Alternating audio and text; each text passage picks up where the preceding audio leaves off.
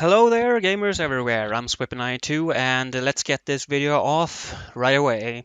I'm not going to cover much of the things that I said in previous videos, so if you want to know more about Diablo 4 and my experience with it, check out my previous video on that from the previous beta that I played.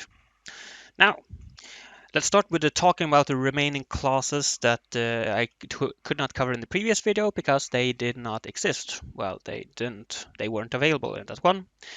And that is the Druid and the Necro. Both are quite fun, but there are some balancing issues that I'll mention while talking. Let's start off with the Druid. I tried a Storm/Elemental Druid where I used electrical abilities to kill and also used 2 wolves as companions and as mostly as secondary sustained damage. Worked somewhat well, but mostly at the start, but later I actually respec to the earth element instead, as mostly because I had found some legendary items that worked well with that, some gained some damage and other buffs, and it was really fun. Crushing enemies between boulders, like 2 boulders just coming out of the ground, making them go splat. Whew.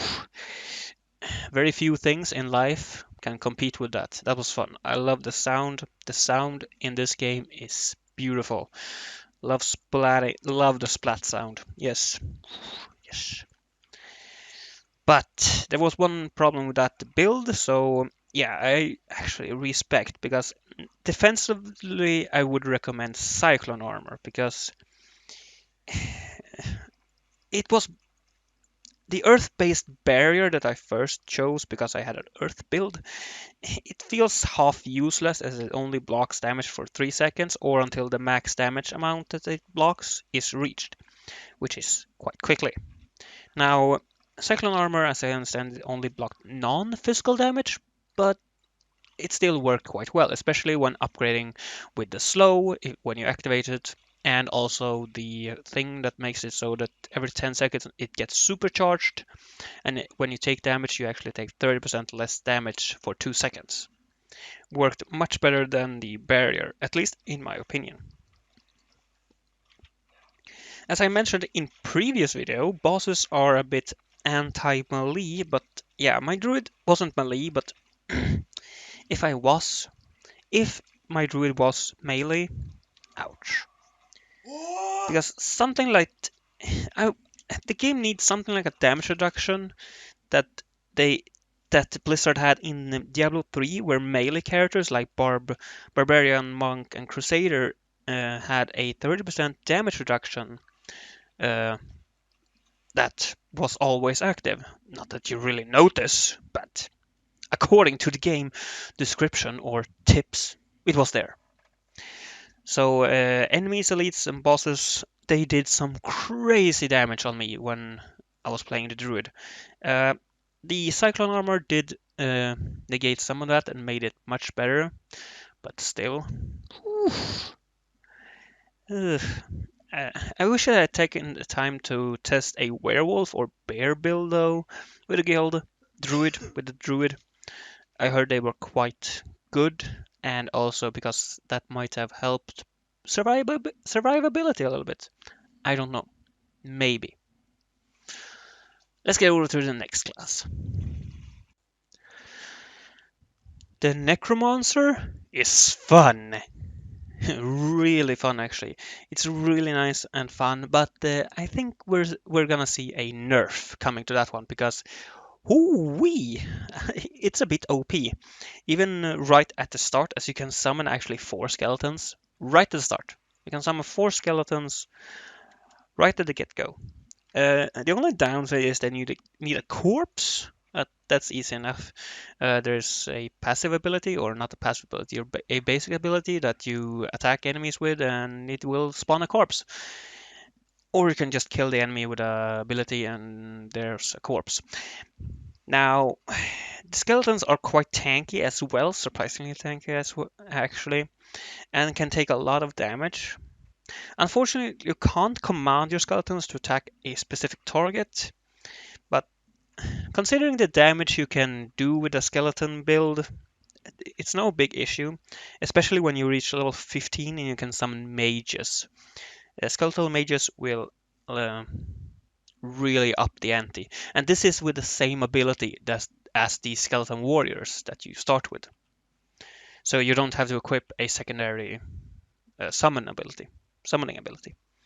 You can also sort of customize your skeletons to be slightly different. Instead of having warriors with swords, you can have shield bearers that are more defensive, or reapers that have a special attack that I'm not really sure I've noticed, but it's supposedly there. You can also have blood, bone, or shadow skeletal mages, each different one for different ways of fighting. It's pretty basic, but it's a nice thing. It's a nice little thing that makes the Necromancer even more unique, which I do like. You can change this at any time when you have unlocked the different versions of the skeletons. You have to gain some level before you unlock different ones. Now, there was one thing I came across while watching a YouTube video on YouTube. A YouTube video on YouTube. Yeah, good. Nice going there, Swippy. Okay, anyway. Blue skeletons a problem because uh, this was mentioned in a Reddit post about how they didn't like the Necro skeletons and that they were just copy and paste from Diablo 3. And to some extent, I can agree with that. But at the same time, it makes sense, actually, in some sense. It makes sense. They don't fit they don't fit the somewhat more darker, grittier, and gothic aesthetics and graphics is also true to a point. But let's get to my point here. Simply, the necroskeletons are different because necromancer magic is different. I mean, all the enemy skeletons, which players do like, the design of them, are animated or summoned by either demonic powers from demons, or humans using demonic power, or by some other dark magic. Necromancers, however, use a different kind of magic. They follow the teachings of Rathma, the first necromancer, and actually the first Nephilim. Uh, and Rathma's way of magic is so very different from other magics, which in turn results in differently animated bodies. I mean, at, at least that's how I reason with it.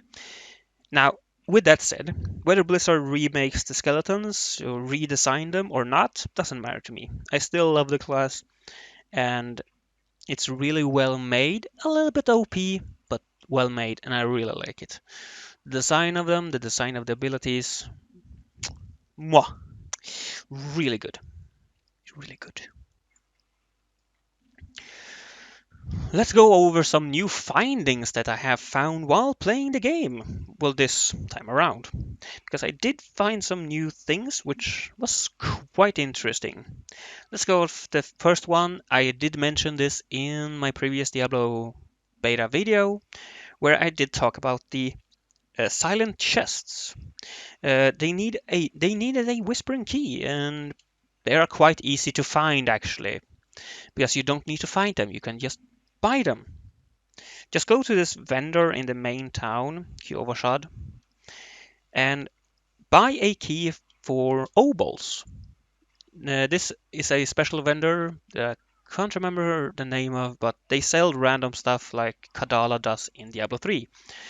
You buy something and you get a random item, and hopefully you get a legendary. But scroll down to the bottom and you will find whispering keys. And obols, the things you pay with, is earned from in-game events. So they're quite easy to get, and well, just buy one, go and open a chest. Do note that the chests don't guarantee a good drop. They really don't. They're not that great. At least not the two I have opened. They didn't really give anything special. But it's easy to open them, and hopefully you're lucky. The secondary thing I found was extracting legendary effects called aspects will be w- will be put in your aspect inventory and will be used up when you place it on a rare item to make it legendary. In other words, you extract the aspect, it uh, gets put in your inventory, and you use that to upgrade a yellow item to a legendary, which is quite the feat. It's really nice. But this time I noticed that if you place the aspect on a certain type of item, like amulet, ring, or two-handed weapon, it will boost the aspect's power. In my example here as you can see here on the screen, I placed an aspect that increased my uh, amount of mages, the skeletal mages that I could spawn by 2. So instead of 3, I could do 5. But the aspect had a 50% increase in power on amulets, which resulted in 3 more mages instead. So that is a nice little thing that I think they have added there, because this this could go for a lot of experimentation. Now, the only problem I found that every aspect that I found or extracted had either amulet or two-handed weapon. I rarely had anything else than two-handed weapon and amulet. So I don't know what's up with that, but that's at least what I found when extracting those aspects. Now, of course, future legendary weapons and everything that I'm pretty much everything that I mentioned in these beta videos could be up for change, actually, because they're just that, beta, and the full game hasn't been released. Now, let's go over to some criticism, because yes, this game is not without it. First of all, repeating bosses. They're very repeating bosses that are repeated throughout the dungeons. But then again, this is just the first area of the game that we're playing in. Other dungeons in other areas will probably have different monsters that will again be repeated in that area, and then the third area will have different bosses that will repeat in that area, and so on. At least that's what I'm hoping, and we won't see any first area bosses being repeated in the third area or second area, and so on. And also limited dungeon goals or objectives, because there's only so many times that I can actually go into a dungeon and destroy 3 of those skeletal pillars or whatever it is I'm supposed to destroy, or go and collect a cube and place it on that thing, and then go and get a secondary cube and place it on that pillar. Yeah, it's a bit monotonous that way, but oh yeah. Honestly, I'm fine with just to find this place. Just go into the dungeon and then go towards the main objective directly instead of having to do goals like that. Some dungeons should have that at least, so that not all dungeons have this like, you need to unlock this door by you doing this. It's a bit of a trope in video games, and where I think most of us are getting tired of it. Yeah. Somewhat boring and very standard side quests, but then again, I do think Blizzard has incorporated them well, and the objectives do fit the world of Diablo, so there's that. I mean, ghoul hearts, I'm sure you can use them for something in Diablo, something useful. Oh well. Legendary seems to be a bit limited, but I'm guessing there will be a lot more in the full game, of course. And also the higher world tiers or difficulties will also unlock new ones, new legendaries to find. So there's not big of an issue there, really. Now, my biggest complaint of this game is the MMO aspect, the always online, other players around you, and all that. I mean, I'm mostly a single player guy, just ask my friends. I'm not much of a social player, but I do like playing games with friends. I'm not the one who likes going into a game and having dozens of other players around me that I don't know. But then again, it's I guess it's not a big deal, but the server issues, those are a big problem, and players doing the same quest as you and thus limiting the kills or enemies that you are supposed to kill, that is really annoying. Why did they have to make it like this? Feels like a games as a service type. I'm gonna have to look into that. Hmm.